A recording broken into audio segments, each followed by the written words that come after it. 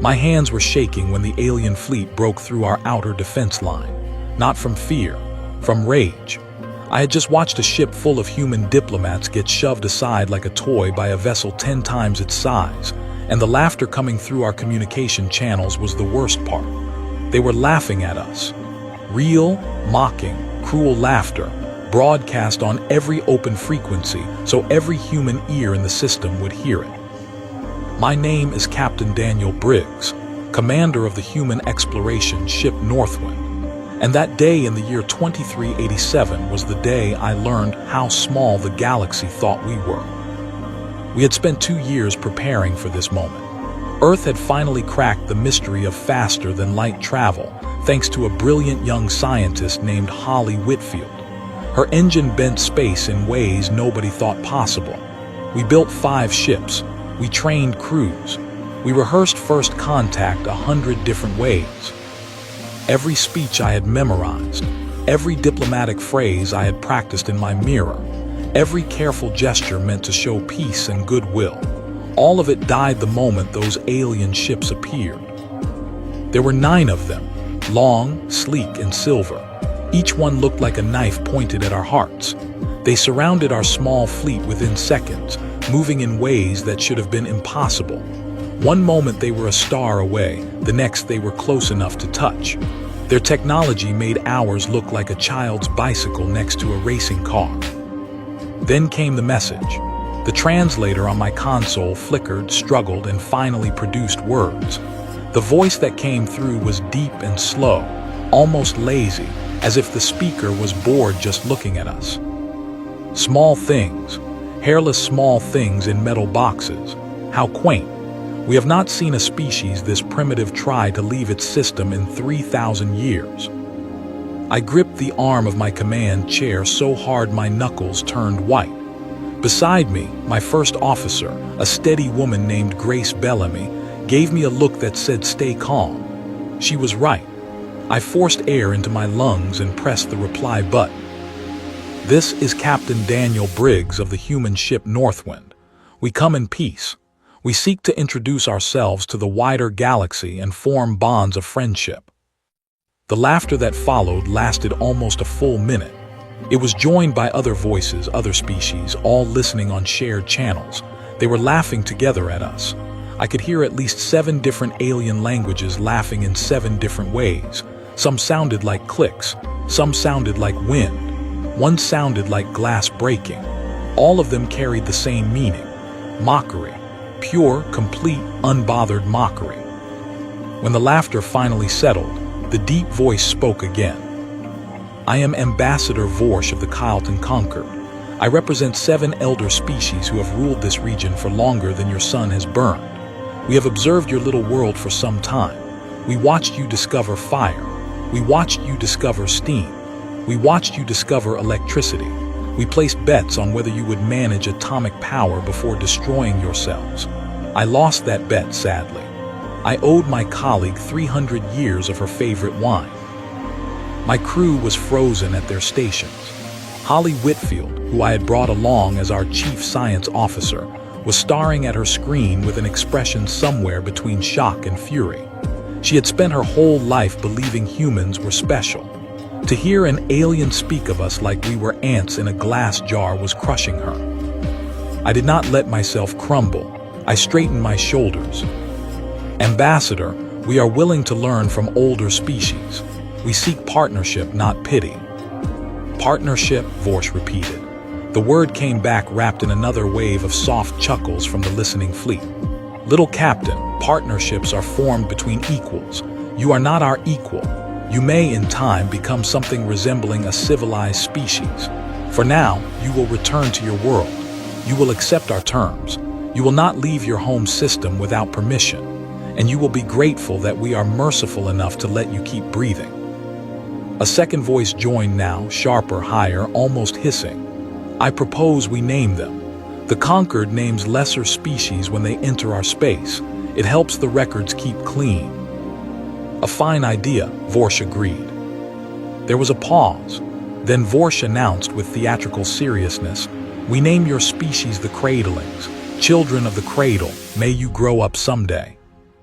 Cradlings, they named us like pets. Holly stood up at her station. Captain, I have to say something. I shook my head once sharp. Stand down, doctor. But Captain, they are insulting. I said stand down. Holly sat. Her hands were trembling on her console. I understood. I felt the same shame burning through my chest, but I had read enough history to know what happens when small powers shout at giants. They get crushed. We were the small power. I had to swallow this. I had to accept this. I had to bring my crew home alive. The terms came across our screens in writing. They were brutal. We would accept what they called provisional sapient status, which meant we had no voice and no vote. We would not develop weapons beyond a fixed level. We would allow conquered observers to land on Earth and live among us. We would teach them our languages, our biology, our history, while they taught us almost nothing in return. The probation period was 400 years. 4 centuries before we would even be allowed to speak in their council. I read every line. My jaw was tight enough to crack stone. I signed. What else could I do? As I signed the last document with my biometric thumbprint, Vorsh spoke again, almost kindly this time, the way a man might speak to a clever dog. You did well, little captain. You showed wisdom. Most primitive species fight us at this point. They die quickly. You will live to bring your people the news. Thank you, Ambassador, I said through teeth that felt locked shut. As a parting gift, we will provide you with a star map of your local sector. You may find it useful. Try not to break anything important while you explore your tiny corner. The galaxy is older and stranger than your soft minds can imagine. Goodbye, Captain Briggs of the Cradlings. The connection cut. The 9 silver ships peeled away, vanishing into folds of space, leaving us alone with our shame and a single data file glowing on my main screen. The bridge was silent for a long time. Holly was crying quietly. Grace was breathing slowly through her nose, the way she did when she was trying not to break something. The other crew members stared at their stations as if afraid to look at each other. I cleared my throat. Set course for Earth. Bring the rest of our fleet into formation. We are going home. Yes, Captain, Grace said softly. As the ship turned, I opened the star map file. It was a detailed 3-dimensional chart of every system within 50 light-years of Earth. Stars, planets, ancient travel routes, names. The names were written in the Concord's own script with our translation provided beside each entry. I stared at the names for a long time. Something about them was wrong. Something about them was tugging at the back of my mind in a way I could not explain. I called Holly to my ready room an hour later. She came in with red eyes and a stiff back. I sat her down and turned the star map toward her. Doctor, look at these names. Read them out loud. She frowned and began. Aratha, Mendu, Sapara, Eric, Nimrod, Anunnaki. She stopped, her face went pale. Captain, these are not alien words. What are they? They are old. They are very old. Aratha is close to Arata, a lost city from ancient Sumerian texts. Sapara is a real ancient Sumerian city.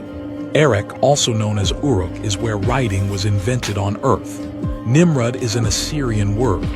Anunnaki is shockingly close to Anunnaki, the so-called gods of ancient Mesopotamia. I felt cold spread through my stomach. Could it be a coincidence? 6 names that sound like ancient Earth names by accident. Holly shook her head. No, the pattern is too strong. And look here, the Conquered assigned symbols to each system. These symbols. Captain, I have seen these symbols before. In museums. They appear on tablets that are 5,000 years old. We sat there in silence. The north wind hummed around us. Outside the small window of my ready room, the stars stretched away into infinity, and somewhere out there, a Kyleton ambassador was probably still chuckling about the cradle children he had just put in their place. But in my ready room, something else was happening. A door was cracking open in the back of my mind. A door I had not known was there. Why would aliens, who had never visited Earth in any official record. Name 40 stars after cities and gods that humans had stopped writing about thousands of years ago. Why would their oldest charts carry words that should belong only to dusty clay tablets in our museums? Holly looked at me. Her eyes were wide. The tears were gone now, replaced by something far stronger: curiosity. The kind of curiosity that drives a scientist to ignore food and sleep until she finds the truth. Captain, I think they made a mistake giving us this map. What kind of mistake? I think they showed us something they did not realize we could read. I leaned back in my chair. The hum of the engine seemed louder now. My pulse was a slow, heavy drum. Then we keep this quiet, I said. Nobody outside this room sees this analysis until we are home. Not the crew, not Earth Command, just you, me, and Grace. We need to think carefully before we move. Yes, Captain. She left. I sat alone with the star map for a long while. The Kyleton thought they had named us Cradlings, children of the cradle. They thought they had put us in our place. They had handed us a treaty designed to keep us small for 400 years, and they had laughed in our faces while we signed it. And then, almost as an afterthought, like a man tossing scraps to a hungry dog, Ambassador Vorsh had handed us a map. A map covered in words from our own forgotten past. I did not yet know what that meant. I did not yet understand the size of the secret hiding in those names. I only knew, sitting there in my ready room with my hands no longer shaking, that the laughter would not last forever. The galaxy thought it knew us. The galaxy was wrong. And as I stared at the name Anunnaki glowing softly on the screen, a strange feeling settled in my chest. Not anger anymore, not shame, something quieter, something older. It felt almost like recognition, like coming home. I pressed the intercom button. Dr. Whitfield, when we reach Earth, I want a full archaeological team prepared. We are going to take a closer look at one of these systems, specifically the one named Anunnaki. Understood, Captain. I cut the line and turned the map slowly with my finger. 40 stars, 40 names, 40 whispers from a past nobody on Earth had explained yet. We were going to find out why. I just did not know that night how big the answer would turn out to be. The journey home took 9 days. 9 days of silence. 9 days of a crew trying to swallow their humiliation. 9 days of me staring at that map every spare hour, looking for more patterns, finding more of them every time.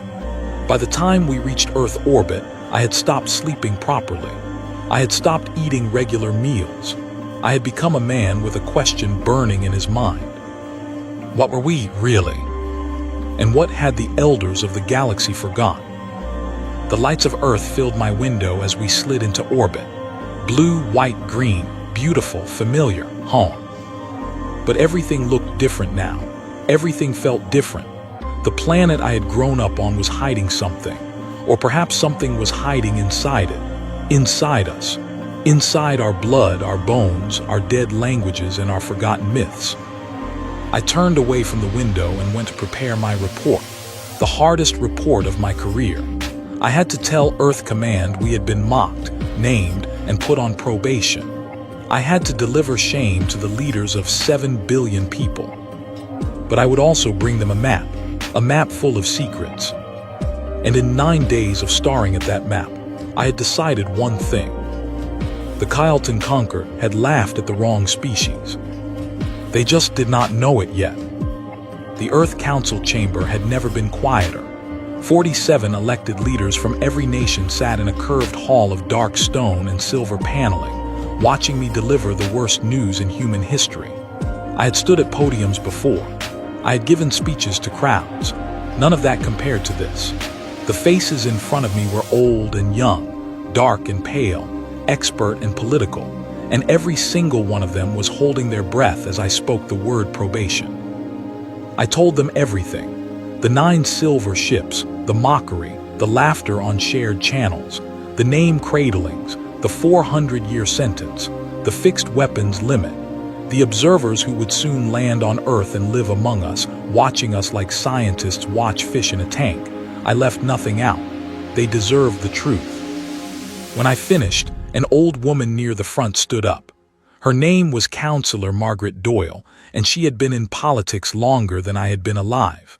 Her voice was level. "Captain Briggs, did we have any chance of fighting them?" "None, Counselor. They moved through space in ways our science cannot yet explain. A single one of their ships could have ended our entire fleet in seconds. I judged that surrender preserved more lives than resistance." "Then you judged correctly. Thank you for your service. Now sit down and let us discuss what comes next." I sat. My legs were grateful. The chamber broke into argument almost immediately. Some counselors wanted to accept the treaty fully and quietly grow stronger. Others wanted to refuse and prepare for war, even a war we could not win. A few demanded that we hide the entire incident from the public. The shouting went on for hours. I waited. I had not yet shared the second part, the map, the names, the whispers from our buried past. When the chamber finally quieted, I stood again. "Counselors, there is more." I walked to the central display and opened the file. The star map filled the room, glowing in 3 dimensions above the floor. 40 stars rotated slowly. Their names floated beside them in soft blue letters. This was given to us by Ambassador Vorsch as a parting insult, a gesture meant to show how much greater their knowledge was than ours. Dr. Holly Whitfield, my chief scientist, and I spent the entire return journey studying it. "We have found something they did not intend us to find." I pointed to the names.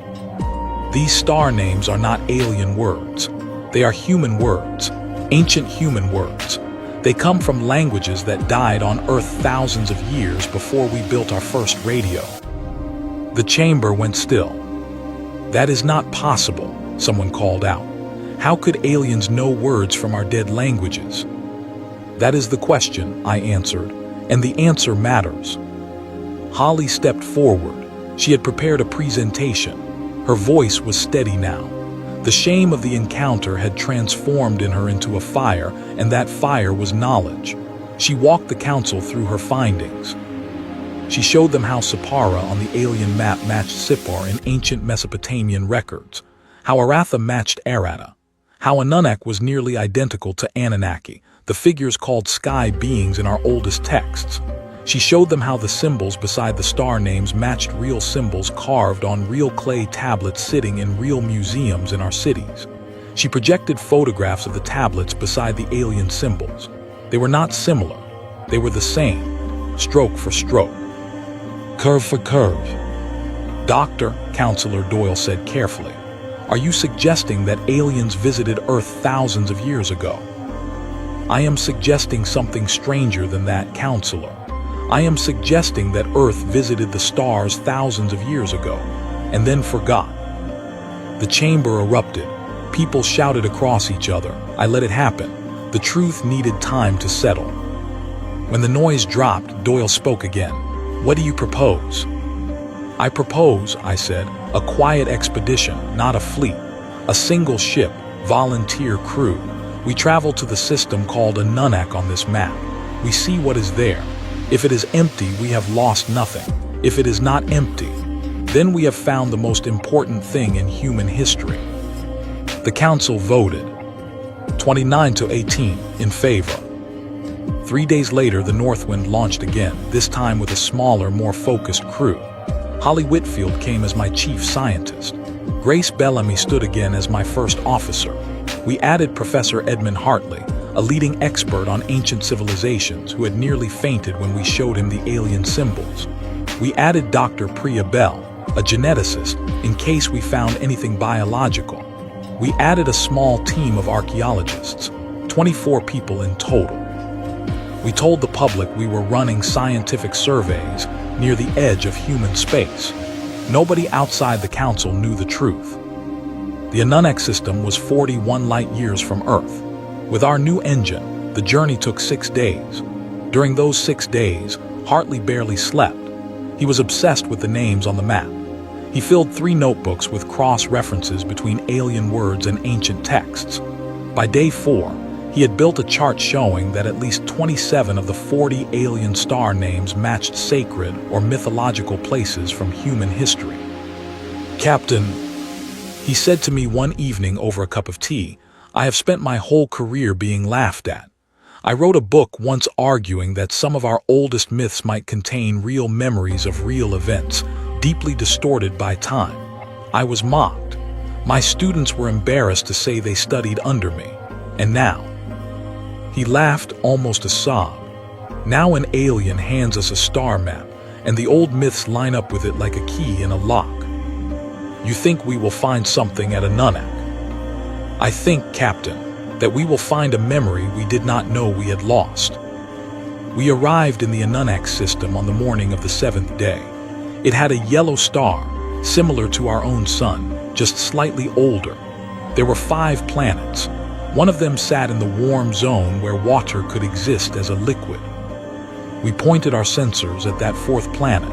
Holly's face went still as the data came back. "Captain, the atmosphere is breathable. The surface has water. There are land masses. There is no current civilization, but what? There are structures." She put the visual on the main screen.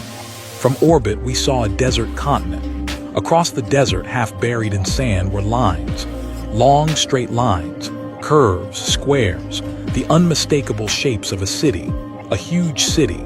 Dozens of square miles of ruined buildings, weathered down by what looked like thousands of centuries of wind. Hartley made a small sound, somewhere between a gasp and a prayer. "It is real," he whispered. "It is all real." We landed 3 days later, after careful surveys to make sure the air was truly safe. The shuttle dropped onto a flat stretch of stone outside the largest cluster of ruins.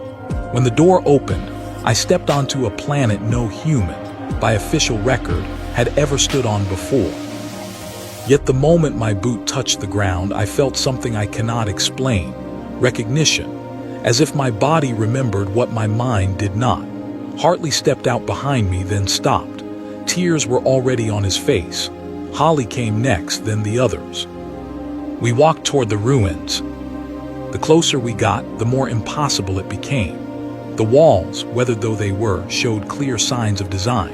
Doorways, windows, courtyards, columns. The proportions were familiar. The doorways were sized for beings roughly our height. The steps had steps the right depth for human legs. The handholds carved into the walls fit human hands. Hartley climbed onto one of the walls and traced a carving with his fingers. "Captain," he called down, "come up here." I climbed up. He pointed to a worn carving. It showed 2 figures standing beside what looked like a tree. The figures had 2 arms, 2 legs, a head. They were unmistakably shaped like us. Holly was already running spectroscopic scans on the stone. After a few minutes, her face had drained of all color. "Captain, the minimum age of this site is 800,000 years." 800,000, I repeated. "Yes, and the construction is too uniform to be natural. Someone built this. Someone shaped like us. Someone with hands like ours and minds like ours. 800,000 years ago." Hartley sat down on the wall and put his head in his hands. He did not cry, he laughed, a soft, broken laugh. All those clay tablets, all those forgotten stories, they were not myths, they were memories. We spent 2 days surveying the surface ruins. We mapped streets that had once held traffic of some kind. We found pottery shards. We found tools. We found a faded mural showing a star map, badly damaged but recognizable. The center of the map was a yellow star. Around it spun planets. The 3rd planet from that star had a small mark beside it that Hartley translated after hours of work as the home of the first ones. The 3rd planet from that star. Earth.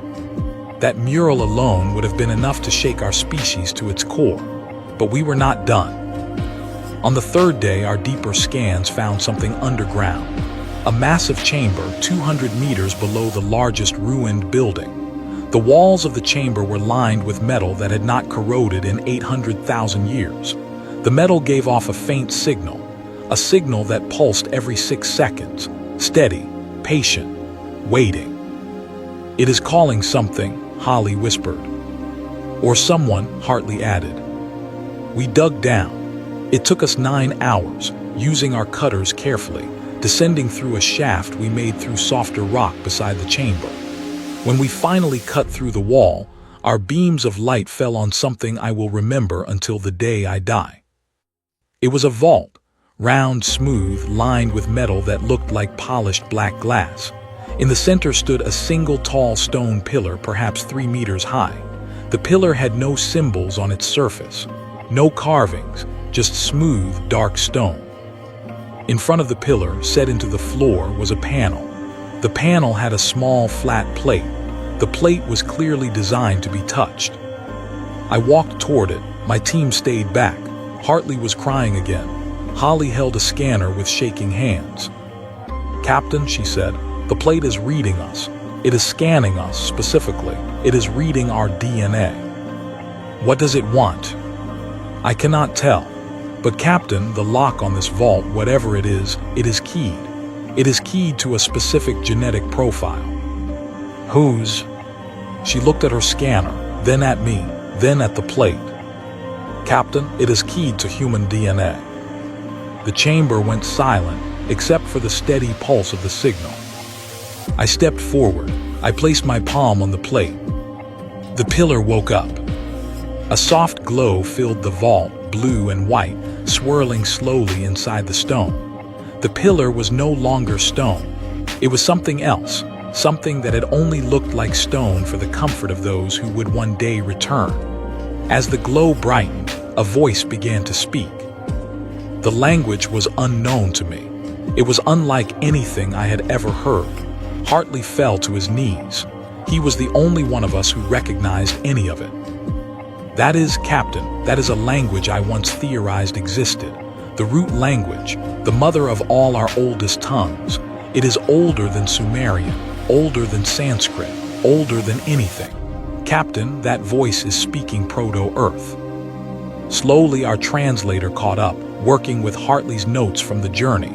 Words began to form on our screens, then sentences, then a message. It was a long message. As it played, our hearts hammered. Holly sank to her knees. Hartley wept openly now. I stood with my hands still on the plate, listening to a voice that had been waiting 800,000 years for someone like me to come and turn it on.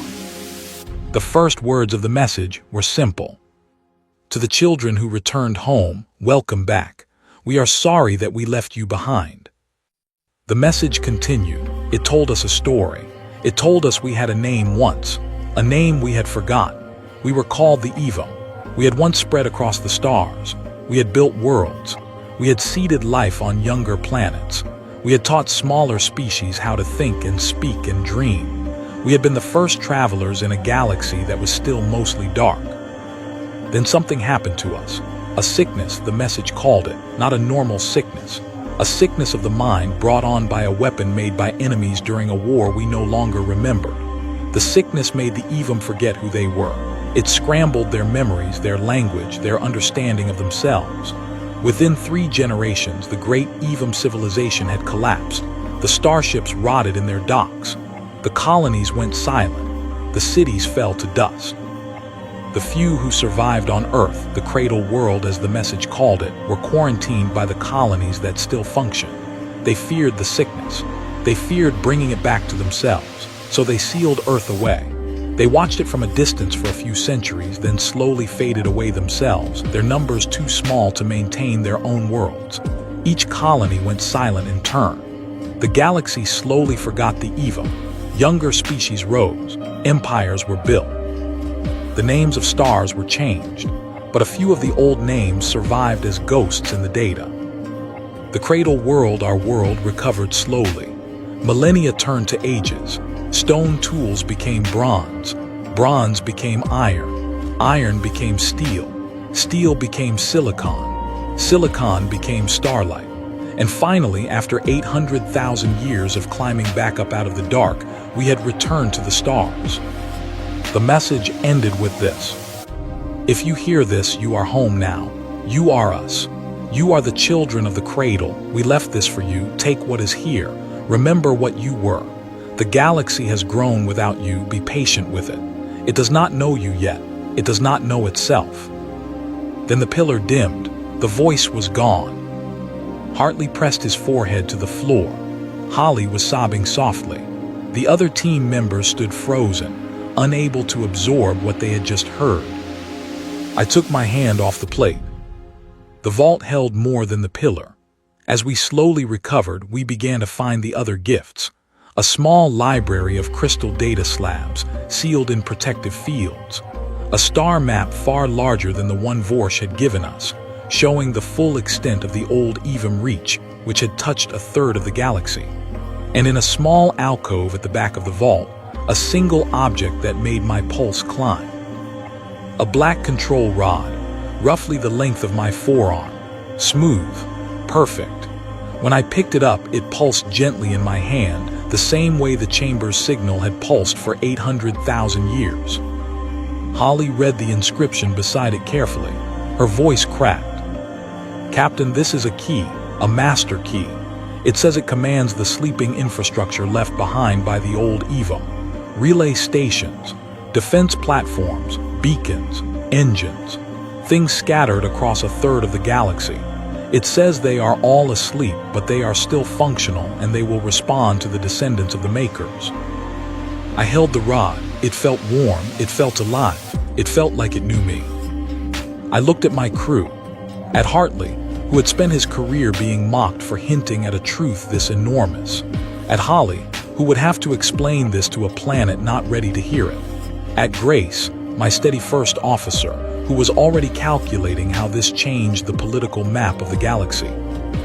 I looked back up toward the surface, toward the sky, toward the stars where somewhere, an ambassador named Vorsh was probably enjoying a quiet meal in a great Carlton station, completely unaware that the species he had named cradlings had just woken up and remembered its real name. The Evam. We were the Evam. And the galaxy that had laughed at us, the council that had sentenced us to 400 years of silence, the elder species that had treated us like children, were not elders at all. They were our students. They had just forgotten. I wrapped the control rod in a soft cloth, tucked it carefully into a sealed case, and turned to my team. "We are going home," I said quietly. "We are going home, and then we are going to teach the galaxy something it forgot to remember." Hartley looked up from the floor, his face streaked with tears, his eyes shining. "What is that, Captain?" I looked at the dim pillar one last time. At the message it had carried for 800,000 years. At the patience of a people who had loved us enough to leave a door open even when they could not stay to greet us themselves. "Who we are," I said, "and who they are, and how we were always connected." We sealed the vault. We marked the site for future return. We climbed back to the surface, where the wind blew across a desert that had once been a city, on a world that had once been a colony of a civilization the galaxy had forgotten. We boarded the Northwind. We turned for Earth. And in my pocket, the black rod hummed softly, like a heart that had been waiting 800,000 years to wake up beside another heart that finally remembered its name. The flight back to Earth lasted 6 days, but inside my chest, those 6 days felt like 6 years. Every hour I sat alone in my cabin with the black control rod resting on my desk, watching it pulse in time with my own heartbeat. Every hour I remembered that voice. "We are sorry that we left you behind."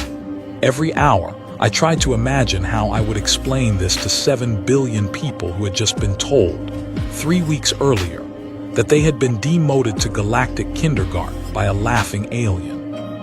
Holly worked herself to exhaustion translating the data slabs we had brought back from the vault. Hartley refused to sleep, instead reading the slabs aloud to himself in whispers, marking each new revelation in his battered notebook. Grace held the ship together, kept the crew calm, and reminded me to eat. Every meal, she would put a tray in front of me without a word. Every meal, I would force food down because I knew she was watching. 3 days into the journey, Holly called me to the science bay. "Captain, you need to see this." She had a slab projected on the main display. The slab was full of what looked like family trees, but stranger. Glowing lines branched out across the screen like a great river system. Each branch ended in a different symbol. Hartley had been working with her on the translation, and his small note next to the screen explained what we were looking at. "This is a record," Holly said, "of the EVM uplift programs." Uplifted. They did not just travel between stars, Captain. They visited younger species that were intelligent but had not yet developed advanced technology. They taught some of them. They protected others while they grew. They left gifts, educational structures, medical knowledge, linguistic seeds. They were, by every definition, teachers. She zoomed in on one of the branches. The symbols at the end were familiar. They matched the writing style of the Kyleton Concord. The Kyletons, Captain. They are listed as one of the species the EVM uplifted. About 400,000 years ago, the EVM found them as cave dwellers and helped them learn to build cities. The slab has notes on the program. The EVM considered the Kyletons, and I quote, "the most promising of all the young learners." They expected the Kyletons to surpass them someday. I stared at the screen for a long time. How many species? 47. The EVM directly uplifted 47 species. The Kyletons were one of 7 that the EVM considered close family. The Vroshkin, the Silicate Lords, the Talani, the others Vorsh referenced as elder species. All of them. Every single one was nurtured, taught, raised by the EVM. By us. I sat down slowly. And then we got sick. We forgot them. They built their own civilizations on the foundations we had given them. They forgot that they had been students. The teachers had vanished, so over time the teachers became myth, then legend, then forgotten entirely. The galaxy you visited, Captain, the galaxy that laughed at us, was built on architecture our ancestors helped design. Hartley joined us, eyes red, hair wild. "Captain, there is more." He showed me another slab. This one had a list of physical sites, buildings, temples, old cities. Each entry was paired with a description. "Captain, these are real locations. They exist on conquered worlds today. The slab tells us what each one was originally built for. The Kyleton capital, Kaltiviath, sits on top of an EVM educational facility. The Vroshkin Sacred Mountain, which they consider the holiest place in their entire civilization, is an EVM medical station. The Silicate Lord's Grand Library, the one they brag about being the oldest building in the galaxy, was originally an EVM housing block. I felt almost dizzy. They are walking on our foundations and praying at our forgotten schools. Yes, and they do not know. I closed my eyes. The rod on my desk pulsed warm in my pocket. When I opened my eyes, I knew what I would do. Earth gave us a thunderous welcome. They did not yet know what we had brought back, but rumors had spread that the Northwind had returned with discoveries. The council called an emergency closed session for the morning after we landed. I stood again at the same podium. The same 47 faces watched me, but this time the air was different. They had heard whispers. They had seen the unscheduled return. They had noticed the unusual security around our landing. I did not waste time. I told them everything. I told them about Anunnaki, about the city, about the vault, about the pillar, about the message. I played the recording with Hartley's translation running beneath. I projected the family trees Holly had translated. I showed them the list of uplifted species. I named the Kyleton as our cultural descendants. I showed them the foundations of their cities. I let the data slabs speak for themselves. The chamber listened in absolute silence for 2 hours. When I finished, I held up the black rod. "And this," I said quietly, "is a master key. It commands the sleeping infrastructure left behind by our ancestors. There are dormant EVM systems scattered across 1/3 of the galaxy. Many are still functional. They will respond only to those who carry the genetic signature of the makers, which is to say, us. Counselor Doyle's hands were trembling. She was an old woman who had seen many things. She had never seen anything like this. She finally found her voice. Captain Briggs, are you telling us that we humanity we are the elder race of this galaxy, Counselor? Yes, we are. The Kyleton conquered, the species that named us cradlings, are children we taught to walk 800,000 years ago. The galaxy that laughed at us forgot that it was once raised by us. The chamber stayed quiet for another long moment. Then a younger counselor, a man named Patrick Leeton, stood up. What do we do, Captain? Do we activate the systems? Do we go to war? Do we? No, I said firmly. We do not go to war. We are not seeking revenge. We are not conquerors. The Evum were not conquerors. They were teachers. If we use this knowledge to crush the conquered, we become exactly the kind of monster they fear we are. We become the opposite of our ancestors. That is unacceptable. Then what? I took a breath. We use the truth, carefully, quietly at first. We bring our case directly to the council. We confront them with the evidence. We show them who they are and who we are. We demand the treaty be replaced with something just. We offer to share the rediscovered Evum knowledge with all 47 uplifted species, restoring their full heritage. We do not lord this over them. We hand it back. And in return, we ask only that we are recognized as equals, not subjects, in the council that we ourselves built the architecture of. The chamber listened. Doyle nodded slowly. And if they refuse? They will not refuse, Counselor. Not when they understand what we hold. Not when they realize that the dormant systems we control could speak to every conquered ship at once with a single command pulse. We will not threaten. We will simply demonstrate. One small awakening. One small flicker. Enough to make them understand the truth without firing a single shot. The council debated for hours. Some members wanted a harder response. Some wanted to hide the discovery and use it secretly over centuries. A small group argued for full secrecy and a long, quiet rise. But in the end, the wisdom of the moment won. We had a chance, the rare chance in history, to confront an arrogant power not with weapons but with memory. Not with armies but with the gentle, devastating truth of who we all really were. The vote was 39-8, in favor of confrontation. 3 weeks of preparation followed. Holly led the scientific work, building portable versions of the data displays so we could project the evidence inside the conquered council chamber. Hartley refined his translations, adding layers of cross-references that would convince any honest scholar. Grace prepared our small delegation. We chose carefully.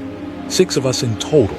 Myself, Grace, Holly, Hartley, Dr. Bell the geneticist, and Counselor Doyle herself, who insisted on coming. We sent a formal request to the Kyleton Conquered. We informed Ambassador Vorsh that we wished to address the full council on a matter of historical importance. We did not say what. The reply came back the next day. It was, of course, mocking. The cradlings wish to address the council. How charming. Yes, little ones, come. Bring your art. Bring your songs. We shall enjoy the entertainment. I read it without emotion. I closed the message. I called my team. We leave in 3 days.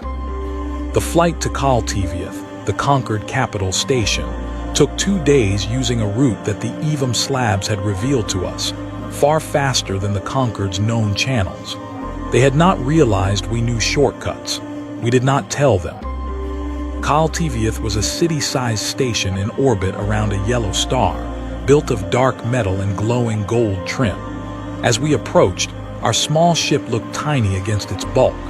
Vorsh personally hailed us, voice oily and amused. Welcome, little captain. Welcome, little cradlings. The council awaits your presentation. I do hope you have prepared something memorable. We have prepared something very memorable, Ambassador. Excellent, dock at Bay 17. I shall escort you personally. Vorsh greeted us at the dock himself. He was a tall being, 2 meters of pale silvery skin and 4 long thin limbs. His face had no nose, only 2 large dark eyes and a mouth that curved with permanent amusement. He looked us over the way a man looks over a cute litter of puppies. "How small you are, how sweet. Come, come, the council is gathering." The council chamber was vast, a great circular hall with seats for the representatives of 73 species. The 7 elder species, including the Kyleton, the Vroshkin, the Silicate Lords, the Talani, and 3 others, sat on a raised inner ring. Beneath them, the lesser members, the new members and observers, sat in 2 outer rings. At the center of the chamber, a small stage waited for speakers. As we entered, polite chuckles rippled around the chamber. Several of the elder species openly laughed. Some of the lesser species, however, watched us with quiet curiosity. They had heard us called cradlings. They had been on probation themselves, some of them. They knew what it felt like to be mocked. Vorsh led us onto the central stage like a showman, presenting a circus act. "Honored Council, the cradlings have come to entertain us. They claim a matter of historical importance. I assume they wish to recite their first poem or perhaps perform a small dance. I, for one, am eager." The laughter that followed was loud. Even the lesser species joined in this time, looking at each other awkwardly. I waited for it to settle. I did not smile. I did not glare. I simply stood calm. When the chamber was quiet enough to hear me, I began. "Honored Council, my name is Captain Daniel Briggs. I represent the people of Earth, whom you have named cradlings. I have come today to present evidence of a historical matter that concerns every species in this chamber. I will need approximately 1 hour to present my findings. I ask only that you watch and listen before you respond. After that, I welcome any question." Vorsh waved a hand grandly. "By all means, little captain, let the entertainment begin." I activated the first display. The next hour in the great chamber of the conquered was the strangest hour of my life. I began with the star map Vorsh had given me. I projected it. I named the 40 stars. I showed how their names matched ancient human languages. I projected old Earth tablets beside the alien symbols. The chamber began to grow quiet. The chuckles faded. Some of the elder representatives leaned forward. I moved on to the discovery at Anunnaki. I showed images of the city, the walls, the carvings, the doorways sized for human bodies, the handholds shaped for human grips, the mural showing a yellow star with Earth labeled as the home of the first ones. The chamber fell completely silent. I played the message, the voice of the pillar. "We are sorry that we left you behind." Hartley's translation appeared in 73 languages simultaneously across the chamber's translation systems, the languages of the council members. I projected the family trees, the uplift records. I displayed the names of the 47 uplifted species. I called each one by their ancient Evam designation. I named the Kyleton among them. I named the Vroshkin. I named the Silicate Lords. I named the Talani. I named the others. A Vroshkin delegate stood up sharply. "This is a forgery, a fabrication. The cradlings have made up these documents to humiliate us." I expected this. I activated the next display. "Then perhaps, honored delegate, you will allow your own species' ancient texts to speak for themselves." I projected the Vroshkin sacred text, scanned from the museum on their home world, beside the Evam slab description of the original Vroshkin uplift program. The phrasing was nearly identical. The Vroshkin delegate stopped mid-breath. He sat down slowly. I did this for each elder species. Each time, I matched their oldest sacred or historical texts to the original Evam records. Each time, the match was undeniable. The chamber grew so still I could hear the air system humming. Vorsh tried weakly to interrupt. "Captain, this is an interesting fiction, but there is more, Ambassador." I activated the final display. I held up the black rod. "This is a master control key. It was left in a vault key to our genetic profile. It commands sleeping EVM infrastructure throughout the galaxy. There are functional systems still in dormant mode in many of your home systems. With your permission, I will perform a small demonstration. I did not wait for permission. I tapped a single command on the rod. The rod glowed softly in my hand. A signal pulsed outward. Less than a minute later, alarms began to sound on the consoles of the Elder representatives. Their personal communicators chirped urgently. Vorsh fumbled with his device, eyes wide.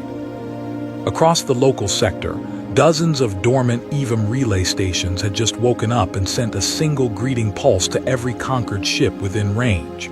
A friendly, soft, harmless ping. A handshake. A wave hello. But the chamber understood instantly.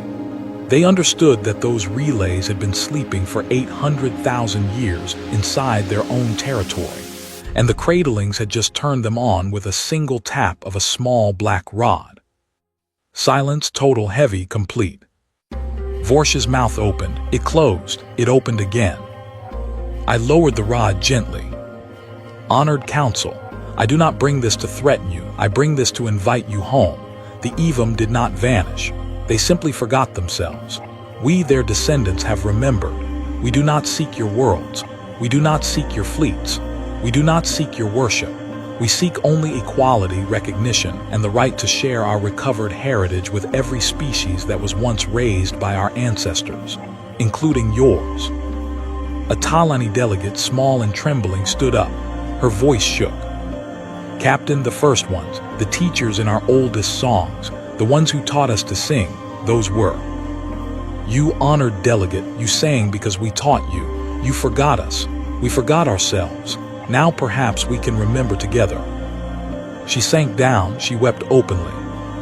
Across the chamber, several of the lesser species, the ones who had been on probation, the ones who had been mocked by Vorsh and his colleagues just as we had been, were watching all of this with expressions I cannot quite describe. Hope, awakening, a sudden understanding that the ladder they had been told they could never climb had, in fact, been built by a species who had once been peers. Vorsh finally found his voice. Captain Briggs, what do you want? I smiled gently, not in triumph, in quiet certainty. Ambassador, I want to renegotiate. The council session that followed lasted 4 days. It was the longest and most important diplomatic exchange in human history and possibly in galactic history. We did not rush. We had time. We had truth. We had patience. We presented our terms with care and clarity. Earth would receive a full and equal seat on the Conquered, effective immediately, with veto power on any motion concerning EVM heritage sites. The recovered EVM archives would be shared with every descendant species. The provisional sapient status, the cruel probation that had been used against many lesser species for thousands of years, would be abolished entirely, retroactively, freeing 40 species from the limbo that the Conquered had kept them in. That third demand surprised the Council most. We could have demanded special privileges only for ourselves. We did not.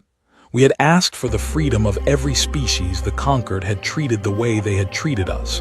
The smaller species in the chamber stared at us with shock. We were demanding their freedom along with ours. We were asking nothing in return. Doyle spoke for the first time during the negotiations on the second day. Her voice was steady, old, calm. Honored Council, we EVM descendants do not believe in cages. Our ancestors built ladders, not walls. We will not stand in a chamber that holds others below us. If we are to take a seat here, it will be a seat among free equals, not above them. The lesser species rose to their feet almost as one. They did not cheer. They did not shout. They simply stood, in silent thanks, in silent recognition. The elder species looked at each other. The Vroshkin delegate, who had earlier tried to dismiss our evidence, lowered his eyes. The Silicate Lord representative said nothing for a long while, then spoke for the first time. The honored cradlings, the honored EVM, we have been wrong, long wrong. We accept the terms with respect. Within 4 days, every elder species had accepted except one. The Vroshkin abstained, sulking, refusing to vote yes but not daring to vote no. We did not need them. The motion passed. The galaxy changed in a single afternoon. We were no longer cradlings. We were no longer on probation. We were members, and so were the dozens of species who had been kept down for centuries. When it was done, when the final documents were signed, when the seal was placed on the new charter of the conquered, Vorsh approached me privately in a quiet hallway outside the chamber. He looked smaller than he had at our first meeting, older. "Captain, Ambassador." He hesitated. "May I ask, did the Evam truly speak well of my people?" I looked at him. The arrogance was gone. The smug amusement was gone. What remained was a tired old creature who, like so many of his kind, had built a personality on a story that turned out not to be true. I nodded slowly. "Yes, Ambassador. The records call your people the Bright Ones. The Evam believed your species would surpass them someday. They considered you their most promising students." His eyes filled with something that might have been tears. He did not let them fall. We have much to learn from you, Captain." I shook my head gently. "No, Ambassador, we have much to learn together. We are family. We just forgot for a while." He bowed awkwardly, the formal Kyleton bow of one elder to another, and walked away. I stood alone in the hallway for a long time. Outside the windows of the great station, the stars wheeled slowly, patient as they had always been, holding their secrets a little less tightly now than they had a few weeks before. I thought of the pillar in the vault, of the message, of the 47 species we had once raised, of the 800,000 years we had been silent, of the laughter that had greeted us only a month before and the silence that had answered us today. I thought of home. I thought of all the work still ahead. And then I walked back into the chamber to begin the next part of the work, the long, slow, patient work, the work of teachers, the work the Evam had begun, and the work that we, their children, were finally ready to continue. The galaxy had laughed at us. Now it was listening, and we at long last had something to say. 1 year passed after the day the conquered chamber went silent. 1 year of work harder than anything I had ever done. 1 year of long nights, long flights, long meetings. 1 year of slowly, patiently, gently teaching the galaxy who it really was, and who we really were, and how the two were the same story. I was no longer commanding the Northwind. The Council had asked me to lead a new program, the Evam Heritage Initiative. It was part archaeology, part diplomacy, part education. Our job was to reach every one of the 47 uplifted species, share the Evam records that concerned them, and help them rediscover their forgotten roots. Holly Whitfield led the science arm. Hartley led the linguistic recovery teams. Grace Bellamy commanded the small fleet of vessels that ferried our people across the galaxy. We had become teachers, just as our ancestors had been. It was harder than I expected. Some species accepted the truth eagerly.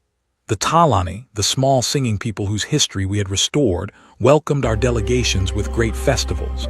They brought out their oldest songs, songs they had been taught by our ancestors, and sang them for us, while their elders wept.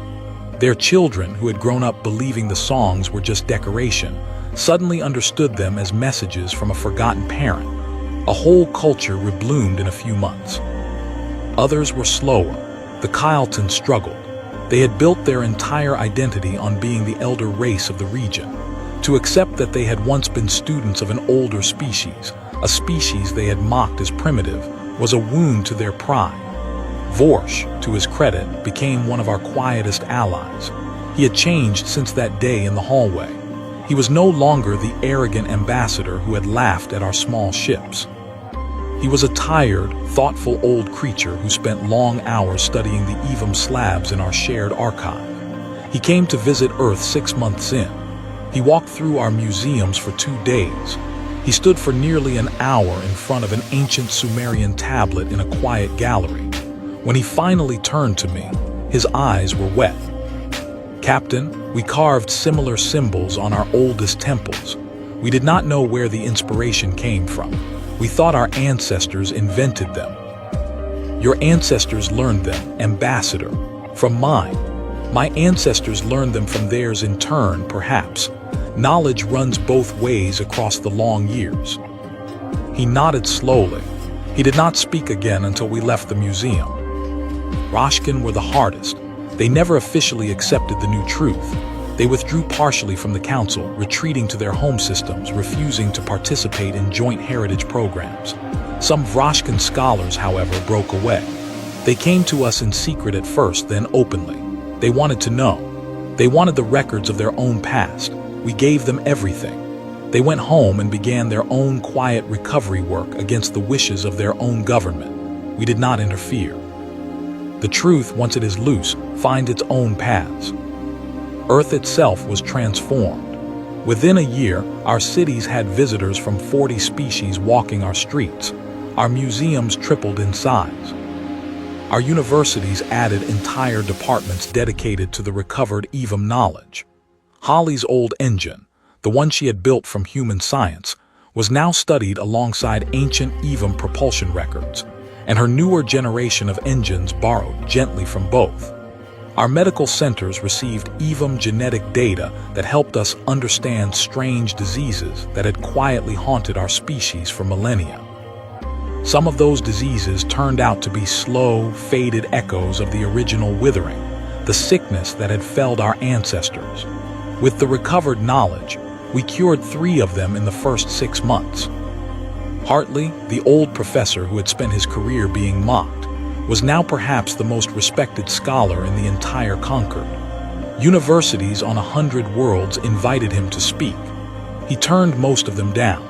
He preferred his small office on Earth, where he sat with his battered notebook and his data slabs and his constant cup of tea, working steadily on the deeper layers of the EVM archive. One evening, 6 months in, I visited him there. "Captain," he said, looking up, "come in, sit, tea." I sat, he poured. "Captain, I have found something I want to tell you about. Something I have not yet told anyone." I waited. The EVM did not just record their uplift programs and their family trees. They left philosophical writings, reflections, dreams, hopes. Some of it is. Captain, some of it is the most beautiful writing I have ever read. They thought about what it means to be a teacher, what it means to leave behind children who must grow up alone, what it means to forgive yourself when you have failed those children. He paused. There is a passage toward the end of one of the slabs. A philosopher of theirs, writing as the sickness was beginning to spread, wrote that the worst cost of their fall would not be the empire lost, nor the city's ruin, nor even the lives ended. The worst cost would be that their children, the cradle people, would grow up alone. He wrote, and forgive my translation, may they grow up well, even though we are no longer there to guide them. May they make mistakes we never made. May they find joys we never found. May they, in the end, surprise us, if we are ever lucky enough to meet them again. Hartley took a long sip of tea. "Captain, we have surprised them, I think. The EVM did not expect us to come back at all, but we came back. And we did not come back as conquerors. We came back as teachers, just like they were. We grew up alone in the dark, and we still chose to be what they were. That is a kind of grace I did not know I believed in." I sat with that for a long time. We finished our tea in companionable silence. When I left his office that night, the stars over the city looked different to me. They looked, somehow, more like family. The black rod, the master control key, we had put it under careful protection. We did not use it casually. Every awakening of an EVM system was discussed in joint council with the relevant local species. Most of the systems we awakened were peaceful infrastructure, relay stations for faster communication, beacons for safer navigation, a few medical stations which we brought back online and offered freely to anyone who needed them. We did not awaken the defense platforms. We saw no reason to. We were not building an empire, we were rebuilding a family. A few of the smaller species, the ones who had been on probation longest, came to us privately and asked if we might one day awaken just one or two of the EVM defense systems. They were afraid. They had been mocked and oppressed for so long by species who had not yet fully accepted the new charter that they wanted some measure of safety. We thought about it. We decided no. Instead, we offered them a different kind of protection. Earth would station observer ships in their systems. Conquered member ships of the new charter. The presence of our flag and of the new combined fleet of the reformed Conquered was enough to keep peace. No old weapons needed waking. I gave a speech near the end of that first year at a gathering on Earth that included representatives from every uplifted species. The hall was vast, decorated with banners showing the symbols of every member of the new Conquered. I stood at the podium, looking out at the rows of faces, alien and human, all of them looking at me with the same expectation. I did not have a long speech prepared. I had learned over the year that long speeches were rarely needed. Friends, I began. When we first met less than 2 years ago, I stood on the bridge of a ship and listened to the galaxy laugh at us. I listened to 7 species call us small, hairless, and primitive. I listened to an ambassador name us cradlings, as if he was nomming a pet. I listened, and I signed a document that placed my entire species on probation for 400 years, because I judged that surrender preserved more lives than resistance. I paused. I was right to sign that document. I was right to swallow my pride. But I was also right when I returned home to study the small gift the ambassador had given me as a parting insult. A star map. A map full of the names of forgotten places. A map that turned out to be the first thread in a tapestry our ancestors had woven 800,000 years ago, before they vanished into a fog of forgetting. I looked at Vorsh, who was seated in the second row. He met my eyes steadily. We could have used the truth as a weapon. We did not. We could have demanded the worship of the species we once raised. We did not. We could have crushed the council that mocked us. We did not. Instead, we shared. Instead, we taught. Instead, we asked the Conquered to remember itself and to free those it had held below. I looked across the chamber. The EVM, our shared ancestors, left this galaxy a gift before they fell. 47 species who carry pieces of their teaching, even when they do not remember the teacher. We have rediscovered those pieces. We have given them back. We have been welcomed home in ways I never dared hope for. The work is not finished. Some species still resist. Some wounds still ache. Some pride still bristles, but the direction is set. The galaxy is slowly becoming a family again. I lowered my voice. My ancestors were called the EVM. The first ones, the travelers, the teachers. I am proud of that, but I am not them. I am a man named Daniel Briggs. I grew up on a world that had forgotten itself, and I climbed up through a school system and a military training program and a long career into a chair where I now have the privilege of helping the galaxy find what it lost. I am one small man. So is each of you in your own way. None of us alone is the EVM. None of us alone is the Conquered. But all of us together, all of us remembering together, all of us teaching and learning together, we are something larger than any single ancestor. We are what comes next. The hall stayed silent for a moment. Then slowly every member rose to their feet. There was no shouting, no cheering, just a quiet, vast standing. Talani and Kyleton and Silicate Lord and Vroshkin Scholar and Human, all standing together in silence, in respect, in shared memory. I bowed. I left the stage. Outside in the cool air, Doyle was waiting for me. The old counselor had retired from active politics 3 months earlier, but she still came to events when she could. She put a small, papery hand on my arm. Daniel, Margaret, you did well, son. We all did. She nodded. We walked together down the long path away from the hall, through gardens of plants from a dozen worlds, all growing together, nourished by the same earth sun. That night after she had gone home and the gathering had ended, I drove out alone to a quiet ridge above the city. I parked the car, climbed up to the top of the rocks, and sat down with my back against a warm stone. The stars were out. The air was clean and cold. I pulled the small black rod from my coat pocket. The council kept it in a vault, but they let me carry it on private occasions. It was, after all, key to me, to us, to everyone who carried the genetic signature of the Evum, which is to say, everyone who was, deep down, human. I held it in my hand. It pulsed gently. Its rhythm matched my heart. I looked up at the stars. Somewhere 800,000 years ago, a great civilization had risen and fallen on those worlds. They had built cities.